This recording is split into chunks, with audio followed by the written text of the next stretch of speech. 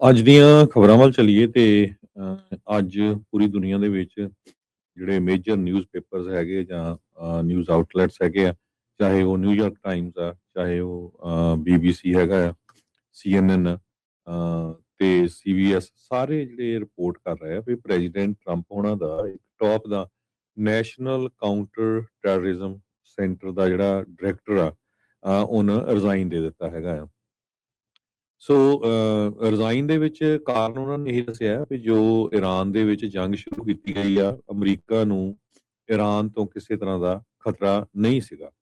ਪਰ ਇਜ਼ਰਾਈਲ ਦੇ ਦਬਾਅ ਥੱਲੇ ਤੇ ਕੁਛ ਜੋ ਇਨਸਾਈਡ ਜਿਹੜਾ ਐਡਮਿਨਿਸਟ੍ਰੇਸ਼ਨ ਆ ਉਹਦੇ ਦਬਾਅ ਦੇ ਥੱਲੇ ਜੋ ਪ੍ਰੈਜ਼ੀਡੈਂਟ ਟਰੰਪ ਉਹਨਾਂ ਨੇ ਈਰਾਨ ਦੇ ਜੰਗ ਦੇ ਵਿੱਚ ਹਿੱਸਾ ਲੈ ਲਿਆ ਹੈਗਾ।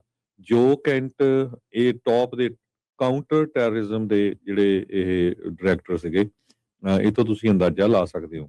ਤੇ ਉਹਨਾਂ ਨੇ ਕਿਹਾ ਵੀ ਮੇਰੀ ਜਿਹੜੀ ਕੌਨਸ਼ੀਅਸ ਆ ਉਹ ਅਲਾਉ ਨਹੀਂ ਕਰਦੀ ਹੈਗੀ ਵੀ ਧੱਕਾ ਜਿਹੜਾ ਕੀਤਾ ਜਾਵੇ ਜਦੋਂ ਤੁਹਾਨੂੰ ਲੱਗਦਾ ਆ ਵੀ ਉਲਟ ਵਾਲਾ ਬੰਦਾ ਜਿਹੜਾ ਜਾਂ ਉਲਟ ਵਾਲਾ ਮੁਲਕ ਆ ਉਹ ਤੋਂ ਤੁਹਾਨੂੰ ਕਿਸੇ ਤਰ੍ਹਾਂ ਦਾ ਖਤਰਾ ਨਹੀਂ ਹੈਗਾ। ਸੋ ਉਹਨਾਂ ਨੇ ਕਿਹਾ ਵੀ ਮੈਂ ਬਹੁਤ ਸੋਚ ਤੋਂ ਬਾਅਦ ਇਹ ਰਿਜ਼ਾਈਨ ਕਰ ਦਿੱਤਾ ਹੈਗਾ as a director of national counter terrorism centre. ਜੋ ਕੈਂਟ ਹੋਣਾ ਨੇ ਐਕਸ ਦੇ ਉੱਤੇ ਇਹ ਲਿਖਿਆ ਹੈਗਾ। ਕਹਿੰਦੇ ਵੀ ਮੇਰੀ ਕੌਨਸ਼ੀਅਸ ਨਹੀਂ ਅਲਾਉ ਕਰਦੀ ਹੈਗੀ ਵੀ ਜੇ ਉਹ ਜੰਗ ਇਰਾਨ ਦੇ ਵਿੱਚ ਚੱਲ ਰਹੀ ਆ ਵੀ ਬਿਨਾਂ ਰੀਜ਼ਨ ਤੋਂ, ਜਿੱਥੇ ਕਿ ਤੁਹਾਡੇ ਮੁਲਕ ਨੂੰ ਥ੍ਰੈਟ ਹੀ ਹੈ ਨਹੀਂ, ਤੇ ਤੁਸੀਂ ਇਜ਼ਰਾਈਲ ਦੇ ਪ੍ਰੈਸ਼ਰ ਦੇ ਥੱਲੇ ਤੇ ਅਮਰੀਕਨ ਜਿਹੜੀ ਪਾਵਰਫੁਲ ਅਮਰੀਕਨ ਲੌਬੀ ਆ ਉਹਦੇ ਦਬਾਅ ਦੇ ਥੱਲੇ ਜਿਹੜਾ ਇਹ ਕੰਮ ਕਰ ਦੋ। ਟਰੰਪ ਉਹਨਾਂ ਦਾ ਬੜਾ ਤਕੜਾ ਸਪੋਰਟਰ ਆ। ਇੱਕ ਟਾਈਮ ਦੇ ਉੱਤੇ ਕਾਂਗਰਸਮੈਨ ਲਈ ਵੀ ਇਹ ਵਾਸ਼ਿੰਗਟਨ ਸਟੇਟ ਤੋਂ ਖੜਿਆ ਸੀ।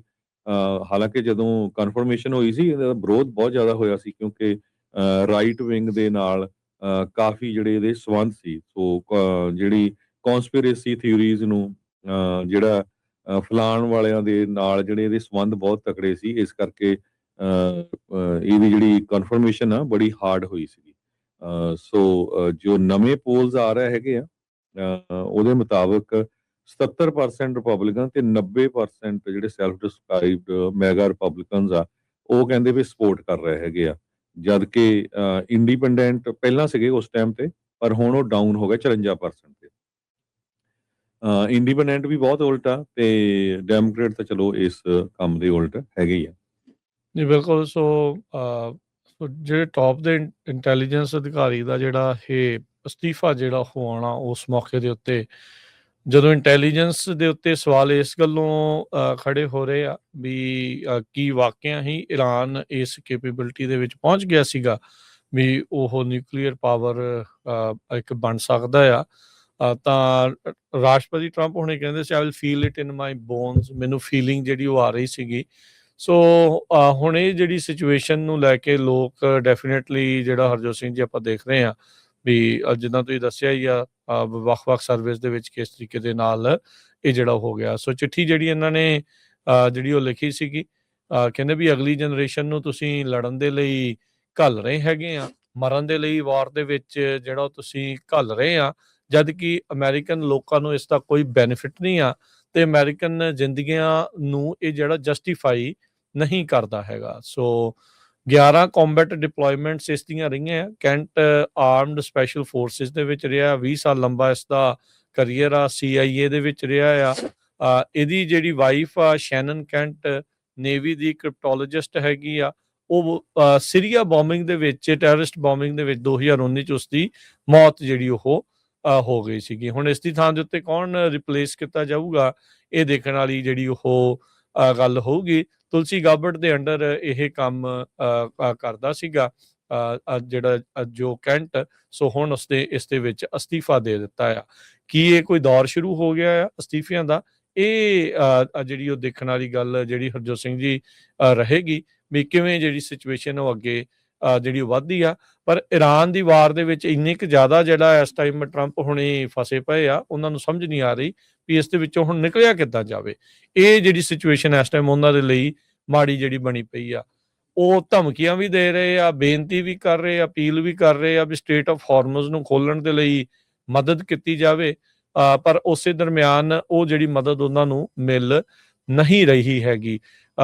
ਹੁਣ ਤੁਸੀਂ ਦੇਖੋ ਵੀ ਚਾਈਨਾ ਜਿਨ੍ਹਾਂ ਦੇ ਜਹਾਜ਼ ਸਮੁੰਦਰੀ ਜਹਾਜ਼ ਜਿਨ੍ਹਾਂ ਦੇ ਆਇਲ ਟੈਂਕਰਸ ਆ ਉਹ ਸਟ੍ਰੇਟ ਆਫ ਹਾਰਮੋਜ਼ ਤੋਂ ਨਿਕਲ ਰਹੇ ਆ।